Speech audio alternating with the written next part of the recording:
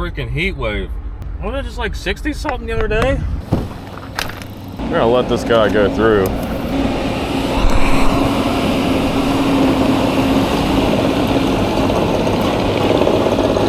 It's chaos down here. Still has a little bit of his spots left.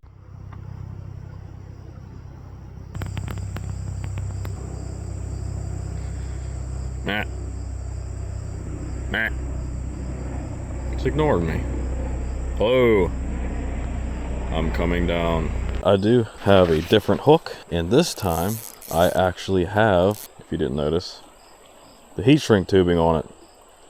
This Senko already had a split in it, so if this thing holds on at all, I'm going to give it credit. Joe from Random Fishing suggested using a drop shot hook, and so that's what I have. There's no weed guard, no nothing, it's just a drop shot hook.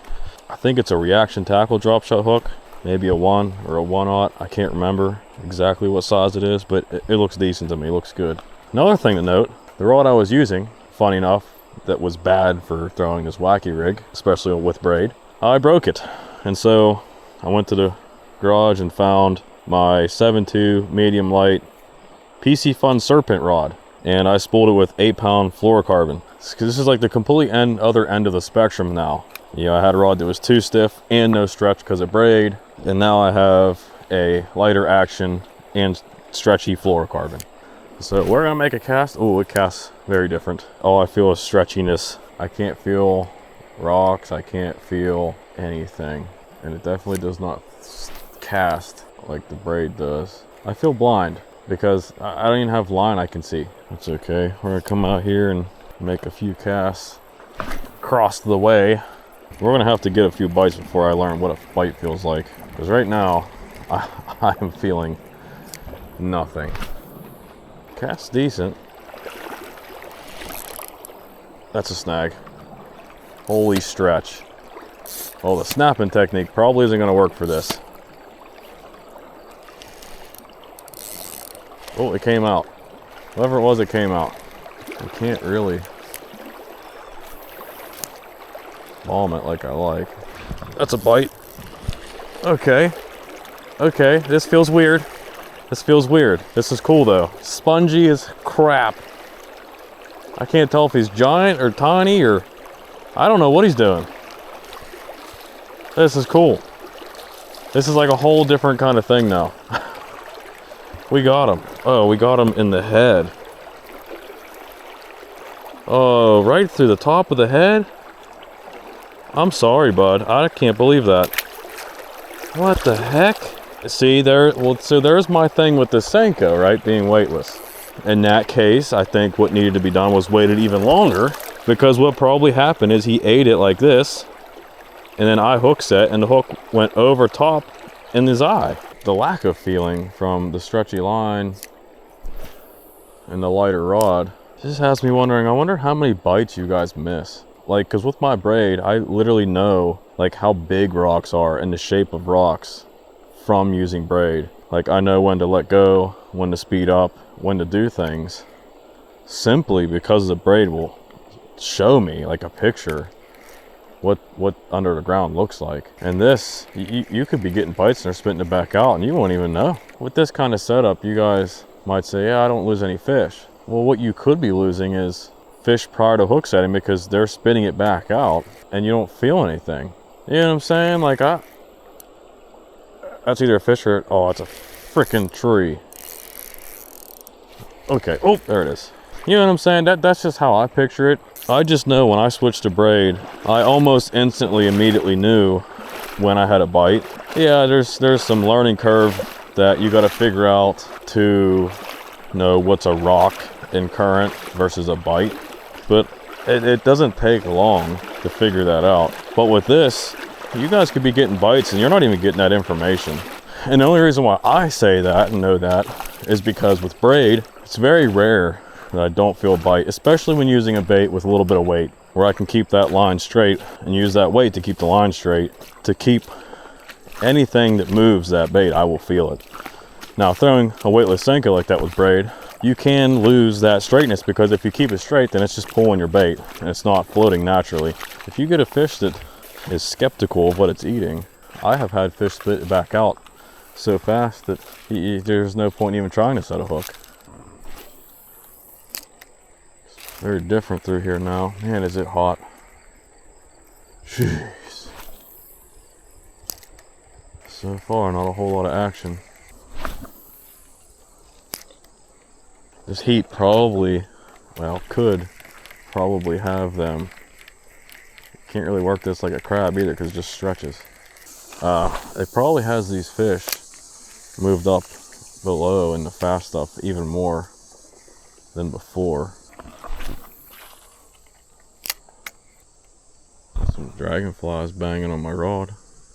Actually, they kind of make a heart shape. That's interesting, huh? I don't know.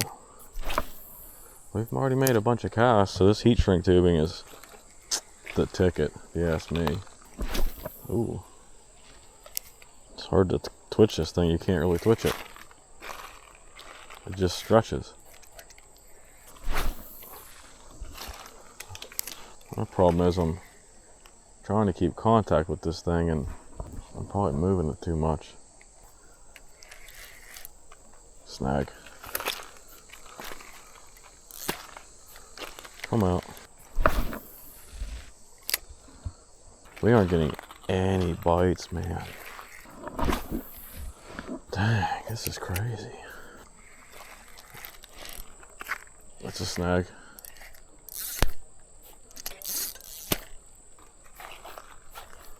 It's just so stretchy. Can't do a snap because you can't release the pressure. Oh, got it out. Nice. See, presentation wise, I think I'm kind of screwed because I don't want to have slack in my line. And if you keep reeling the damn thing, you keep moving it. I don't know, man. Alright, we are going to move up. I don't know what's happening. Spooked because I was just here not that long ago. I don't know. Maybe. Probably freaking eating it. I don't even know about it. This is sad. Like, in my mind, what my mind is saying is I'm getting bites and I'm not noticing it. The chances of me just reeling up to find that my bait is in a fish's mouth is about 5% of the time. 95% of the time, I know it got ate. I know it got hit. I mean, heck, the whole time I can damn near draw you a picture of what the bottom of the river looks like with braid. I know where they're sitting before. We're gonna start low though. At this point, I'm just hoping we catch something. That was a bite. I don't know how big it is, I can't tell. I feel some head shakes. Is it giant? Is it small? I don't know. It looks medium. All right, we got him though. Okay, come over here, bud. Boat flip. Oh, this rod is not meant for this. It was in there, a little guy. He actually almost felt giant because it's just straight stretch. See you, bud.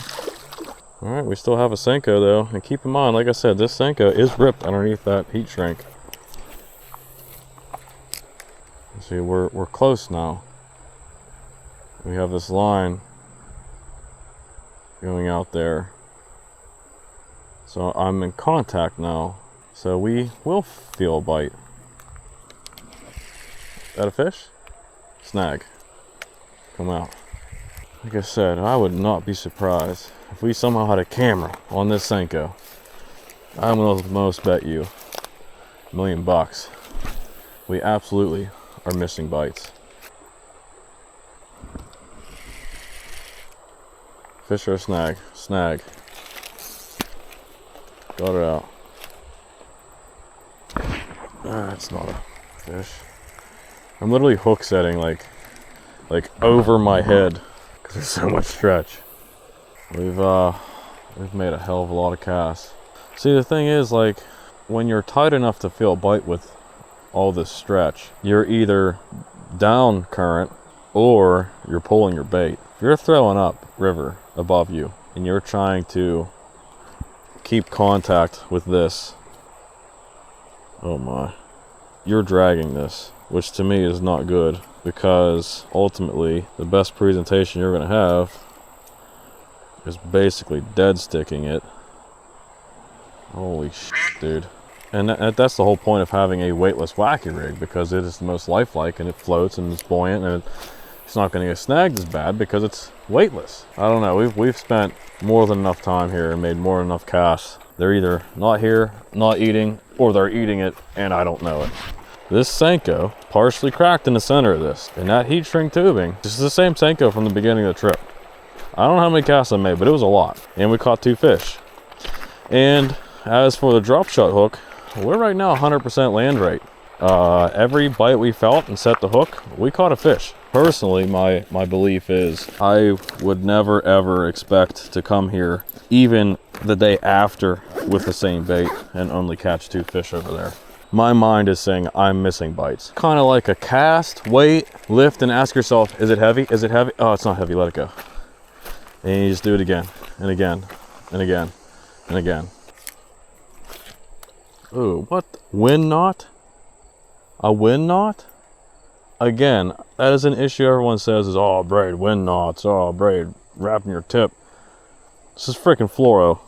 This looks good. There has to be a smallmouth out there. That's what I'm saying with this.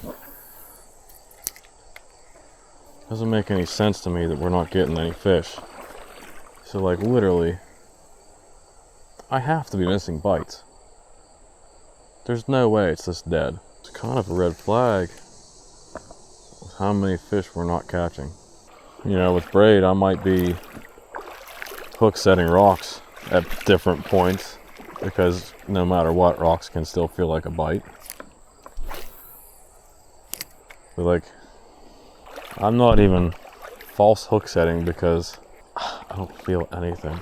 And again, like I said, none of this is meant to, you know, badmouth anything. This is me trying things that, you know, people have said works for them, and me trying to make it work. And in doing so, you know, if you figure out enough details about it, you know, you could potentially help people out that struggle at fishing. Maybe it is because I'm not feeling a bite. And if you guys out there are doing the same thing with this stretchy ass fluoro and you don't catch nothing, and when you do catch something, it's basically because the damn thing's ripping it out of your hand and you're not setting it because you felt a bite. That's probably a fish. That's a fish. Why is it not doing anything? Is it giant? Ooh. Ooh, this is big, I think.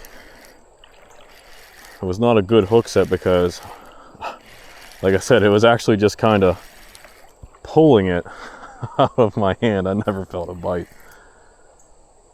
He doesn't look giant. Oh! And I don't feel any of that. Just straight sponge. He's a good one. Alright. So, good hook. That's hooked good. It is highly possible that we are just not feeling the bite. See you, bud. I want to say 1000%. We're not feeling some of these bites. Oh, that was a bite and it just come off. Maybe not, but if it wasn't a bite, it was freaking in a snag instantly. I actually got my hook all turned around. We have a lot of line twist in this. That's also something I don't have with braid.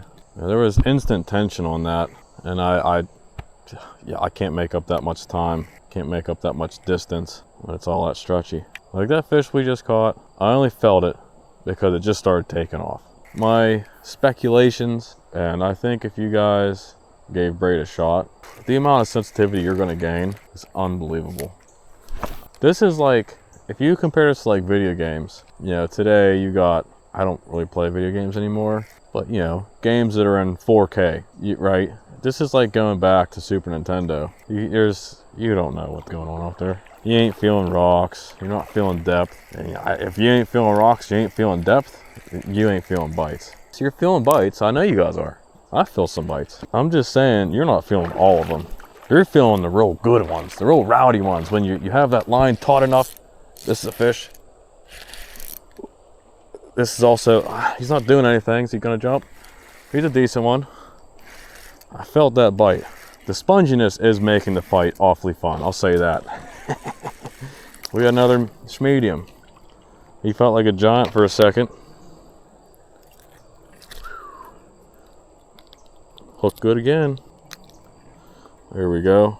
He's like a little 11, maybe a 12. See you, bud.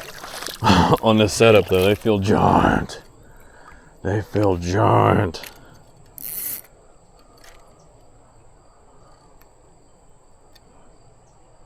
Oh, the line twist is absolutely horrible.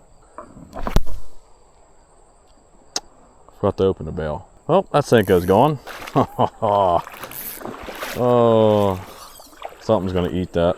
Right when I went to cast, I knew I forgot to do something. Well, we do have more actual Senkos, but they're red. Well, here's the hooks I'm using. So far, they're working pretty dang good. We might throw this one the normal way. Well, see, the thing is, we shouldn't do that. We're just gonna lose it because, well, whatever. We'll see how long it lasts. Right through the Senko. Man, I can't wait to catch something big on this, because all these little ones are feeling way bigger than normal. All right, first cast with the Senko without heat shrink tubing.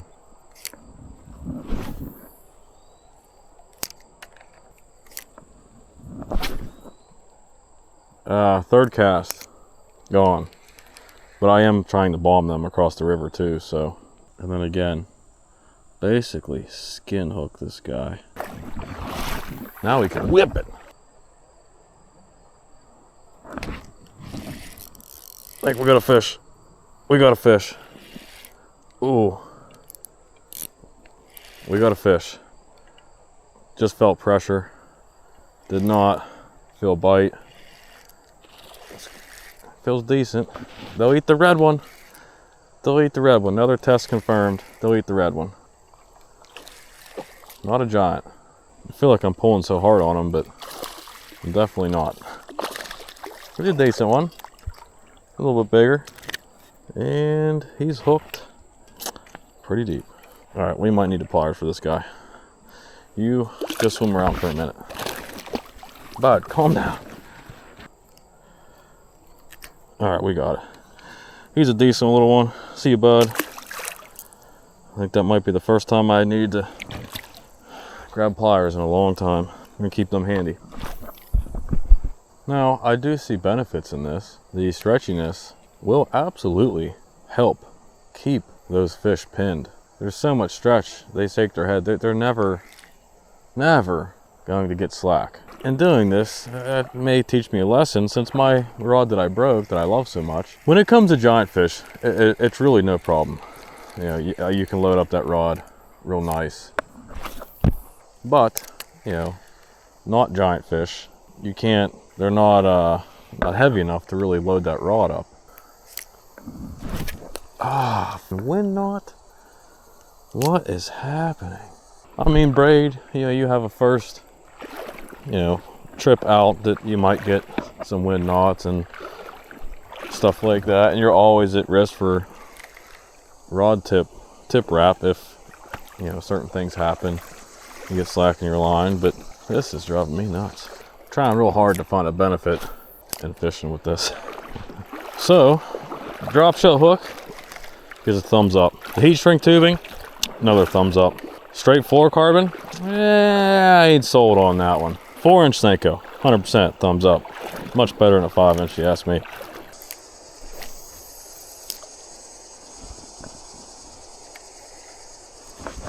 There's another fish, and it come off. Wind knot, line wrap, what the man. That's a damn fish we have. I never felt anything, just reeled up and had a damn fish. Straight fluoro sucks. Just saying. Just saying. At least he didn't swallow it. Just put you. See if he goes the same way. Yeah, he went down into his home. With some weight, like a Ned, that could work. Because you can keep that line tighter without dragging your bait. That was a fish and it came off. I saw a line go out. Oh, we don't even have a Senko. There's the proof. He even took the freaking Senko. right out from the tube. I don't know, let's get walking. It's much easier to cross when there's no water. We did catch some fish. It was not as good of a day as any of the other days I've been here. And I can't help but think that I just wasn't feeling them eat it. Man, it's getting dark earlier and earlier.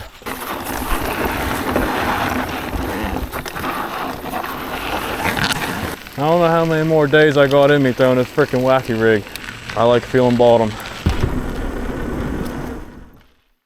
Alright, so what did we learn? I don't know. I think the video showed pretty well my thoughts of what was happening, but my final take is the drop shot hook seemed to work. And even the snags I did have were just temporary. I still got it back. That's a win in my book. Heat shrink tubing absolutely worked. I feel like that Senko would have lasted me that whole trip had I not broke it off by not opening my bail. And again, that Senko was cracked a little bit from being hooked before I put it in that. So, it's very impressive. If you think about it, yeah, I missed some fish, but that doesn't mean that I lost some fish, okay? If I lose a fish on the hook set, to me, that doesn't go against the rig itself. That just happens, right?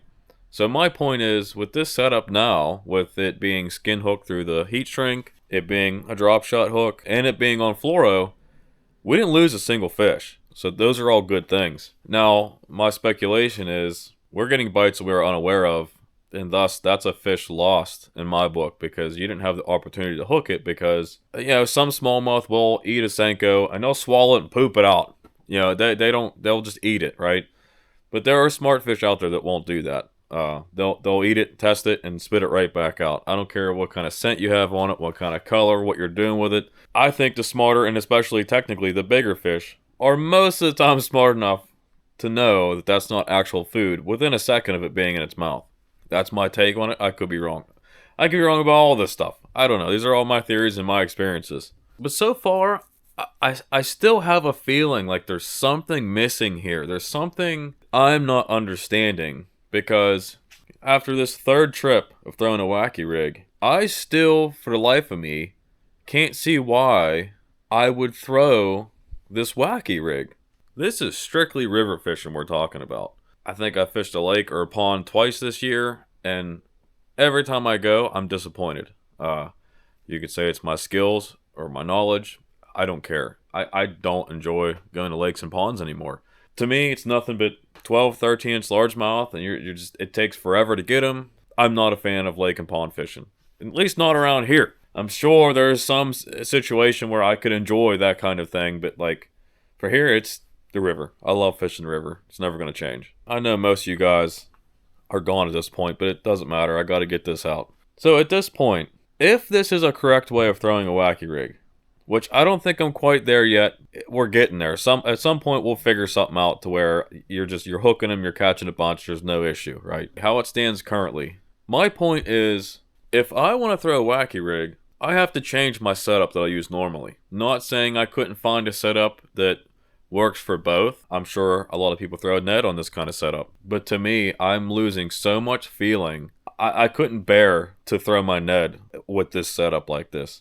So my point is, if I want to throw a wacky rig, I have to change my setup. And that means I have to bring a third rod on my boat with me. And I hate having a third rod, honestly. I know a lot of guys go out with 6 rods. I like 2. Power fishing rod and finesse rod. That's all I want. I don't want nothing else. And so that's my point, is throwing it this way, I have to change my setup. Throwing it with my wacky hook and a Z-Man Senko, stick bait, big TRD, whatever you want to call it, isn't really me being a fan of Z-Man. It's me saying, hey, I can use this hook with weight on it with the setup I'm gonna have with me. That's why I'm saying this. But like I said, you know, there's got to be something that I can take away from this whole thing to benefit me somehow. I'm not quite sure what that is yet. We have one more wacky rig trip coming up, and then I'm going to try to put it to rest, because if I can't figure out how this is going to benefit me in my fishing on the next video, then I've spent enough time throwing it, and I don't need to throw it no more. That's just how I'm seeing it. So, thanks for watching. Hopefully you enjoyed. Don't forget to have my store link in the description for my Shopify. I appreciate anything you order. I would appreciate it if you subscribe and leave a comment or like, whatever you want to do. Thanks for watching. I'll see you next time.